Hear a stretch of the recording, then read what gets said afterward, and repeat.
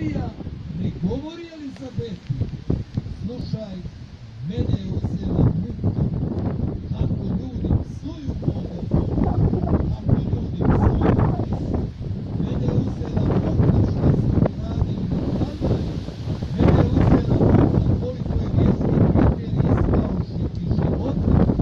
Marija ne govori, mene je uzela muka, pa na kraju krajeva nije baš da smo nešto opčinjeni molitvom, vjerom, dobrotom, u obitelji, sve nam to ide teško. Ne, to Marija ne govori. Marija govori Elizabeti po kome je usklađivala svoj život. Marija govori Elizabeti kako joj je Bog učinio velike stvari. Marija govori Elizabeti svu slavu, veličinu, radost.